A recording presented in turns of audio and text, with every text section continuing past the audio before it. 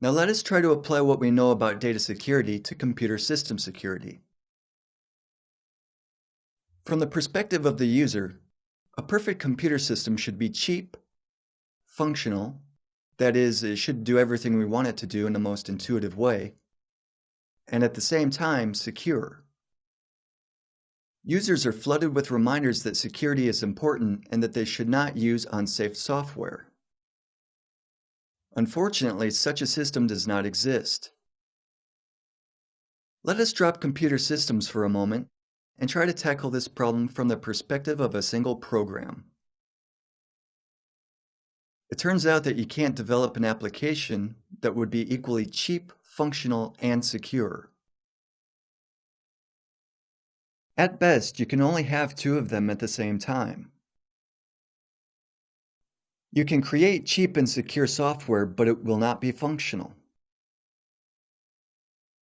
For example, older Unix servers were cheap and secure.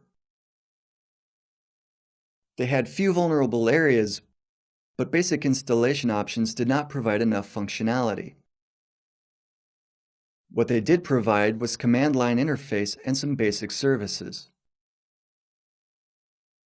By definition, fewer vulnerable areas equal more security.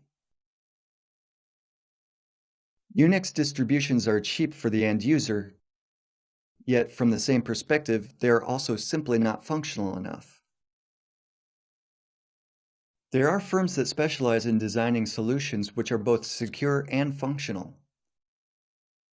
However, their products are not cheap. Thus, the price of security is similar to the price of functionality. To sum up, there are no solutions that would be equally secure, functional, and cheap. At best, out of these three, you can only choose two. For years, we've preferred low price and functionality over security. Recently, things have changed. However, another dilemma arises. Should we choose security and low price or security and functionality? For example, Windows 98 was the answer to a demand for cheap and functional systems. It was relatively inexpensive and worked with most popular software. However, it definitely wasn't a secure system.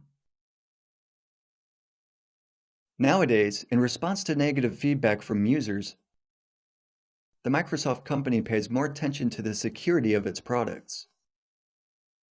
Although principles we've mentioned apply primarily to data, they are equally true with regards to computer systems. It is very difficult to create a system that would be secure, functional, and cheap at the same time.